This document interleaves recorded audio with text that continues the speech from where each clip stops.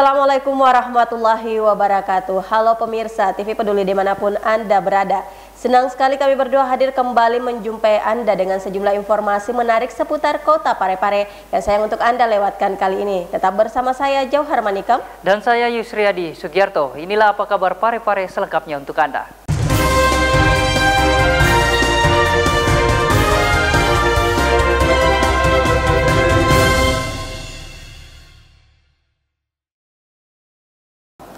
Saudara, kita mulai informasi pertama untuk edisi kali ini. Sebagai bentuk penghargaan terhadap jasa para pejuang, pemerintah Kota Parepare menggelar acara peringatan Hari Pahlawan yang dipimpin langsung Wali Kota Parepare Dr. HM Taufan Pawe SHMH. Pemerintah Kota Parepare menggelar upacara peringatan Hari Pahlawan yang ke-75 di lapangan upacara Binalipu kantor Wali Kota Parepare pada Selasa 10 November 2020. Bertindak sebagai inspektur upacara yakni Wali Kota Parepare Dr. HM Taufan Pawe SHMH. Upacara yang berlangsung hikmat tersebut juga diikuti oleh Wakil Wali Kota Parepare Haji Pangerang Rahim, Sekretaris Daerah Kota Parepare Haji Iwan Asaat APMSI, segenap unsur Forkopimda Kota Parepare, para kepala organisasi perangkat daerah lingkup pemerintah Kota Parepare, veteran, anggota TNI, Polri, serta aparatur sipil negara dan undangan lainnya. Wali Kota Parepare Dr. HM Taufan Pawe SHMH saat membacakan sambutan tertulis Menteri Sosial Republik Indonesia Juliari P. Batubara mengatakan, Hari Pahlawan kiranya tidak hanya sekedar diingat pada setiap tanggal 10 November saja, namun lebih dari itu, perjuangan dan pengorbanan para pahlawan yang telah mempertaruhkan nyawanya untuk mempertahankan kedaulatan negara kesatuan Republik Indonesia perlu terus dikenang.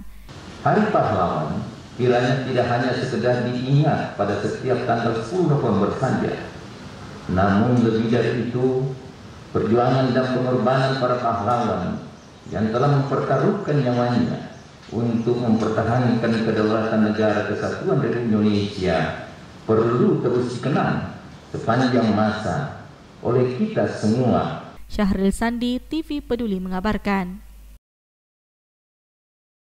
Baik, kita ke informasi selanjutnya pemirsa. Untuk memberikan pelayanan terbaik dan menanggapi keluhan masyarakat, perusahaan daerah air minum Kota Parepare akan melakukan pengurasan secara rutin agar air yang didistribusikan ke masyarakat tidak keruh. Berikut informasinya untuk Anda. Terkait sejumlah keluhan masyarakat yang masuk tentang kondisi air keruh pasca perbaikan trafo meledak yang terjadi beberapa waktu lalu, pihak PDAM Parepare melalui manajer teknik dan operasi PDAM Parepare yang ditemui tim TV Peduli menjelaskan, hal tersebut disebabkan karena endapan-endapan yang ada di dalam pipa akan tergerus setelah mendapatkan tekanan pertama pompa dan akan berhenti setelah aliran air kontinu. Selain itu, kondisi air keruh seperti itu tidak terjadi di semua titik. Maprani menambahkan, kedepannya PDAM Parepare berusaha untuk membuat penguras di mana pengurasan akan dilakukan secara rutin minimal 2 kali 1 bulan. Hal tersebut dilakukan agar kondisi air keruh tidak terjadi lagi ketika pompa di-on-kan kembali. Kualitas air yang berwarna hitam setelah pemadaman itu disebabkan karena endapan-endapan yang ada dalam pipa akan tergerus setelah mendapatkan tekanan pertama pompa, dan akan berhenti setelah aliran air kontinu. Yang itu penyebab penyebab pertamanya. Kemudian tidak semua daerah seperti itu. Cuma biasanya yang terjadi pada daerah-daerah rendah, kemudian ujung-ujung pipa, ujung pelayanan. Biasanya seperti Perumnas, daerah Yasmin Garden, daerah Beringin, itu yang biasanya terjadi seperti itu, yang hitam. Kemudian ke depan nanti PDAM berusaha untuk membuat penguras ini akan dilakukan pengurasan air itu, pengurusan pipa itu akan dilakukan minimal 2 kali 1 bulan, 1 kali 2 minggu lah. Walaupun misalnya tidak terjadi pemadaman, kita akan selalu melakukan pengurasan supaya endapan-endapan air itu bisa keluar. Itu kapan dimulai itu? Sekarang ini kita sudah melakukan pemasangan stok kran. Kita sudah ada di Yasmin, Jadi kalau misalnya Yasmin Garden sudah mengadu, kita lihat sebelum pengaduan pun kita selalu melakukan pengurasan. Kemudian ada di Soreang, ada di Lanyer, ini sudah mulai dilakukan pembuatan pengurasan, pemasangan stok keran supaya air bisa keluar melalui situ, kemudian endapan-endapan bisa juga tersalurkan dari pengurasan itu. Sri Ayu, TV Peduli mengabarkan. Kita beralih ke informasi berikutnya pemirsa. Setelah mengalami gangguan pendistribusian air ke masyarakat di 21 titik akibat rusaknya trafo, kini penyaluran air bersih sudah kembali normal seperti biasanya. Pada 7 November kemarin, PDAM Parepare mengumumkan terganggunya distribusi air di 21 titik akibat rusaknya trafo listrik di sumber Sungai Karajae yang berdampak pada terjadinya gangguan pelayanan distribusi di beberapa titik di kota Parepare. Hanya dalam waktu singkat, Perusahaan Daerah Air Minum atau PDAM Kota Parepare berhasil menuntaskan gangguan distribusi air di 21 titik tersebut. Hal ini diungkapkan langsung PLT Humas PDAM Parepare yang ditemui baru-baru ini. Sebelumnya 21 titik yang mengalami gangguan dan kini telah normal kembali, di antaranya Jalan Jenderal Sudirman, Jalan Pemuda, Jalur 2 DPR, PMI, Beringin, Binrulange, Kesuma Timur, Bambu Runcing, Jalan Nurus Samawati, Jalan Reformasi, Jalan Haji Puacara, Elek Kalukue, Jalan Pemuda, Perumahan PDAM dan Lompoemas, Perumnas Weke dan sekitarnya, Jalan Lamihade, Perumahan Zarindah, Perumahan Mutiara Indah, Kampung Baru Labempa, Perumahan Carlos dan sekitarnya, serta SMA Negeri 5 Parepare dan sekitarnya. Adanya gangguan distribusi hari Sabtu dan hari Minggu. Jadi ini disebabkan karena adanya kerusakan trafo, ya, adanya kerusakan trafo, sehingga produksi kami di IPA 1 dan IPA 4 itu mengalami hambatan. Ya. Jadi khusus instalasi penjernaan air atau IPA 1 itu daerah pelayanan, dia punya daerah pelayanan itu Kota Selatan. Terus kemudian untuk IPA 4 itu daerah pelayanannya itu daerah atas. Itu daerah atas itu meliputi Perumahan Selindra, kemudian Perumnas, kemudian SMA 5 dan sekitarnya, kemudian Elek Kalukue dan sekitarnya. Jadi kerusakan trafo ini itu terjadi pada pukul 10 malam, ya, hari Sabtu itu. Jadi setelah ada laporan dari asisten manajer produksi, ya, itu manajemen PDAM Kota Parepare, ya, setelah laporan dari asisten manajer produksi, laporannya ke manajer teknik. Terus manajemen langsung mengambil langkah, ya, mengambil langkah itu bagaimana kita sesegera mungkin untuk menyiapkan trafo ini, ya, jadi trafo ini. Jadi alhamdulillah itu pada hari Minggu, ya, hari Minggu, jadi ke seluruh manajer, ya, itu dipanggil langsung oleh direktur. Kemudian kita langsung melakukan rapat, ya, melakukan rapat. Kemudian hasilnya kita mengadakan trafo, ya. Jadi trafo kita pesan itu hari Minggu langsung datang. Nah, sehingga begitu kita action di lapangan, ya, action di lapangan jam 8 pagi, ya. Itu jam 8 pagi itu sudah selesai semua. Sehingga itu tadi ada beberapa pelayanan kita Kota Selatan dan daerah atas itu tadi yang tidak dapat. Nah, karena biasanya ini itu memakan waktu proses sekitar 8 jam. Ya, 8 jam. Gitu. Sri Ayu, TV Peduli mengabarkan. untuk menjalin komunikasi sosial dan pembinaan dalam membela negara Republik Indonesia. Dandim 1405 Malusetasi menerima kunjungan Forum Komunikasi Putra-Putri Purnawirawan dan Putra-Putri TNI Polri Kota Parepare. Berikut informasinya untuk Anda. Dalam rangka kegiatan komunikasi sosial dan pembinaan keluarga besar TNI Kota Parepare, Kodim 1405 Malusetasi menerima kunjungan dan silaturahmi pengurus Forum Komunikasi Putra-Putri Purnawirawan dan Putra-Putri TNI Polri Kota Parepare di Makodim 1405 Malusetasi. Tampak hadir dalam pelaksanaan silaturahmi tersebut, yakni Wakil Ketua FKPPI Kota Parepare bersama Sekretaris dan masing-masing pengurus FKPPI dari masing-masing kecamatan di Kota Parepare. Kegiatan ini dipimpin langsung oleh Komandan Kodim 1405 Malusetasi, Letnan Kolonel Korps Zeni Arianto Wibowo, dan didampingi oleh Kepala Staf Kodim 1405 Malusetasi, Mayor Infantri Oberan Tandirerung. Pada kesempatan tersebut, Kasdim 1405 Malusetasi yang mewakili Dandim menegaskan, pertemuan ini adalah sebagai ajang silaturahmi dan sekaligus menjalin komunikasi sosial serta pembinaan dalam membela negara Republik Indonesia dengan pengurus FKPPI Kota Parepare. Kegiatan yang kita laksanakan ini hari melaksanakan komunikasi sosial bersama dengan keluarga besar TNI. Dalam hal ini pengurus dan anggota FKPPI Kota Parepare.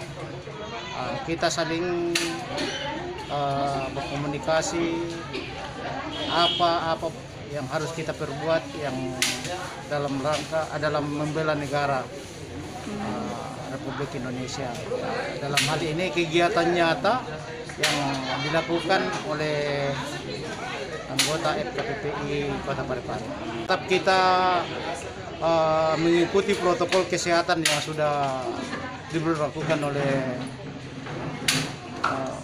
Kota Parepare. Dalam hal ini Satgas Covid yang ada di Kota Parepare, termasuk kita Kodim juga yang tergabung dalam Satgas Covid. Tetap kita mengacu kepada protokol kesehatan, cuci tangan, pakai masker, dan jaga jarak. Kegiatan ini pun berlangsung dengan menerapkan protokol kesehatan, yakni tetap menjaga jarak serta wajib menggunakan masker. Erwin, TV Peduli mengabarkan.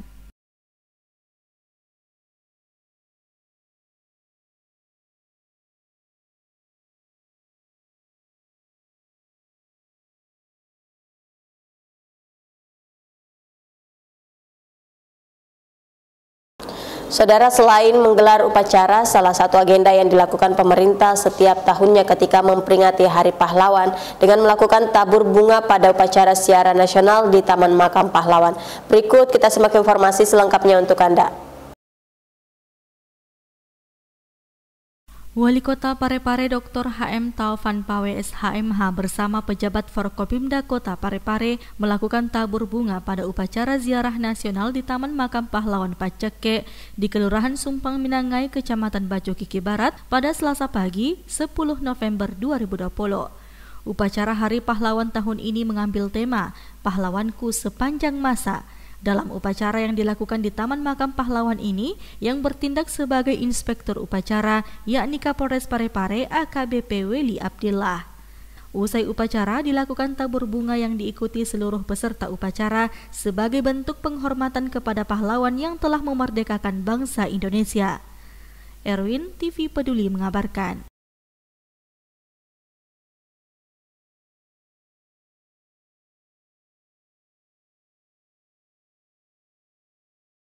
Sebagai wujud kepedulian masyarakat yang terdampak COVID-19, General Manager PT Telkom Wilayah Telekomunikasi Sulselbar menyerahkan sebanyak 400 paket sembako kepada pemerintah Kota Parepare.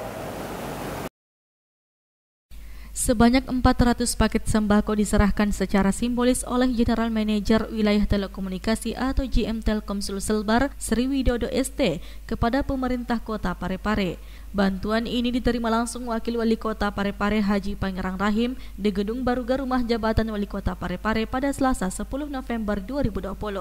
GM Witel Sulselbar Sri Widodo ST dalam sambutannya mengatakan, bantuan ini sebagai wujud kepedulian terhadap masyarakat yang terdampak pandemi COVID-19, di mana bantuan yang diberikan untuk wilayah Telkom Sulselbar sebanyak 1.000 paket dan untuk Kota Parepare sendiri sebanyak 400 paket.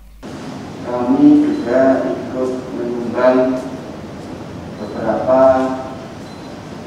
dari PT Telkom Indonesia, salah satunya adalah sumbangan sembako yang jumlahnya 1.000 paket sembako yang tersebar di seluruh Witel Sulselbar. Untuk Kota Parepare sendiri kami mengadakan 400 paket sembako. Sementara itu, Wakil Wali Kota Parepare Haji Pangerang Rahim dalam sambutannya memberikan apresiasi dan ucapan terima kasih kepada GM Telkom Witel Sulselbar. Menurutnya, dengan adanya bantuan yang diberikan, adanya wujud kepedulian PT Telkom terhadap apa yang terjadi di wilayah di mana PT Telkom berada. Ingin selalu bersama-sama berkolaborasi dengan pemerintah kota untuk melawan pandemi COVID-19 Kota Parepare. Ya, itu artinya dukungan terhadap terlaksananya sudah ada perubahan di pusat dan sudah berjalan dalam alhamdulillah. Jadi oleh karena itu, kalau apa mengendalikan orang seperti bagi kami itu sudah besar sekali. Ya, dengan bantuan 400 sembako itu yang kami lihat bukan tetapi nilai yang ada di situ bahwa Telkom Parepare benar-benar punya kepedulian tinggi terhadap apa yang terjadi di lingkungan. Paket bantuan bahan pokok dari PT Telkom ini nantinya akan disalurkan kepada warga masyarakat di Kota Parepare yang terdampak COVID-19. Syahril Sandi, TV Peduli mengabarkan. Saudara, kompetisi Sains Madrasah Online atau KSMO tingkat nasional yang diselenggarakan Kementerian Agama untuk tahun 2020 diikuti 8 madrasah yang ada di Kota Parepare. 3 diantaranya merupakan santri dari MTS Lil Banat. 3 santriwati kelas 9 Madrasah Sanawiyah atau MTS Darud Dakwah Wal Irsyad atau DDI Lil Banat Ujung Lare mengikuti kompetisi Sains Madrasah Online tingkat nasional yang diselenggarakan Kementerian Agama Republik Indonesia untuk tahun 2020. 3 santriwati MTS DDI Lil Banat Ujung Lare yang ikut KSM tingkat nasional yakni Nur Wahyuni Yusuf, Karina Syahrani Mursidi, dan Nur Asti Fahromadani Alimin. Untuk menghindari kerumunan, kegiatan KSM ini dilaksanakan di sekolah masing-masing dengan menggunakan komputer atau laptop untuk menjawab soal-soal KSM yang langsung dari pusat.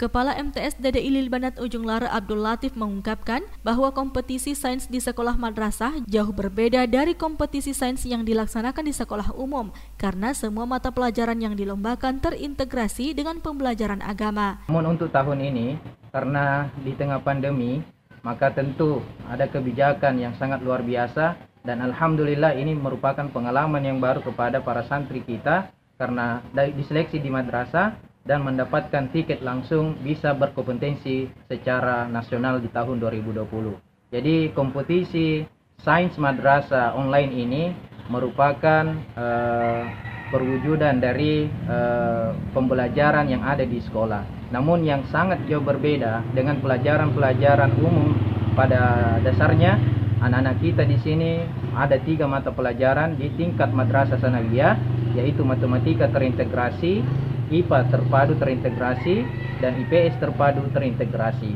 Terintegrasi artinya apa? Ini dikaitkan dengan pembelajaran atau wawasan keilmuan terkait agama. Ya, misalkan matematika ini dihubungkan dengan firman-firman Allah dalam Al-Quran. Dengan begitupun dalil-dalil yang ada. Begitupun dengan mata pelajaran IPA terpadu dikaitkan semuanya terkait alam ini atau hubungan biologis apa yang terjadi di alam ini. Semuanya itu dikaitkan di dalam wawasan kebangsaan, wawasan keislaman. Begitupun IPS terpadu kehidupan sosial dihubungkan dengan dalil-dalil yang ada di dalam Al-Quran itu semuanya diintegrasikan. Maka inilah yang jauh berbeda dari kompetisi sains di sekolah-sekolah yang pada umumnya. Namun saat sekarang ini kita terintegrasi dengan pembelajaran agama. Abdul Latif juga mengaku bangga dengan keikutsertaan santrinya dalam kompetisi sains madrasah tahun ini. Menurutnya, hal ini bisa menjadi batu loncatan bagi MTS Lil Banat Ujung Lare untuk lebih berkembang apabila salah satu santrinya bisa masuk sebagai juara. Selain MTS DDI Lil Banat Ujung Lare, ada 8 MTS di Parepare yang juga ikut serta dalam KSM tingkat nasional ini. Masing-masing MTS mengikutkan 3 santrinya untuk 3 mata pelajaran yang dilombakan, yakni matematika terintegrasi, IPA terpadu terintegrasi, dan IPS terintegrasi. Andi, TV Peduli mengabarkan.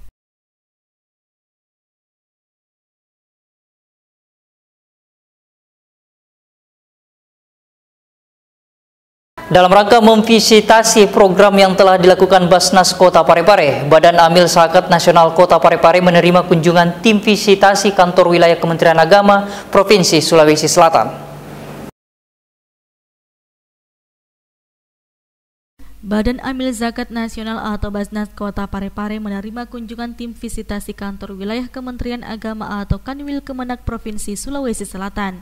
Tim visitasi yang dipimpin Kepala Seksi Zakat dan Wakaf Kanwil Kemenak Sulawesi Selatan HM Bakri SE diterima langsung oleh Ketua Basnas Kota Parepare Abdullah di kantor Basnas Parepare pada Senin 9 November 2020. Turut hadir beberapa lembaga amil zakat yang ada di Kota Parepare, di antaranya Lazizmu, Laziznu, Dompet Duafa, Yatim Mandiri, Baitul Mal Hidayatullah, dan Komunitas Pasukan Amal Soleh. Ketua Basnas Kota Parepare Abdullah mengungkapkan kunjungan tim visitasi ini dalam rangka memvisitasi program-program apa saja yang telah dilakukan Basnas Kota Parepare. Di samping melakukan visitasi terhadap Basnas Parepare, Kanwil Kemenak Sulawesi Selatan juga melakukan koordinasi dengan beberapa lembaga amil zakat yang ada di Kota Parepare. Hal tersebut untuk memberikan pemahaman kepada lembaga amil zakat agar memahami posisinya di Basnas dan bagaimana membangun hubungan dengan Basnas. Adapun kedatangan tim dari Kanwil Kemenak Provinsi Sulawesi Selatan untuk visitasi menyangkut masalah program-program apa yang telah dilakukan oleh Basnas Parepare, kemudian ada beberapa kuesioner yang harus diisi dengan audit penilaian bahwa Basnas telah berjalan sesuai dengan syariahnya, sesuai dengan kemudian tim ini sangat mengharapkan untuk kita undang dari teman-teman dari DAS dengan maksud tujuannya adalah bagaimana teman-teman ini memahami posisi mereka, bagaimana hubungannya dengan Basnas, kemudian khususnya komunitas-komunitas ini yang juga bukanlah juga bukan berbeda yang tadi sampaikan tadi, supaya bisa juga menjadi bagian daripada Basnas menjadi UPSS. Nah, kalau dia sudah jadi UPSS, maka dia sudah bisa melakukan penghimpunan, penghimpunan perselisihan zakat dan waspada di bawah koordinir Basnas. Andi, TV Peduli mengabarkan.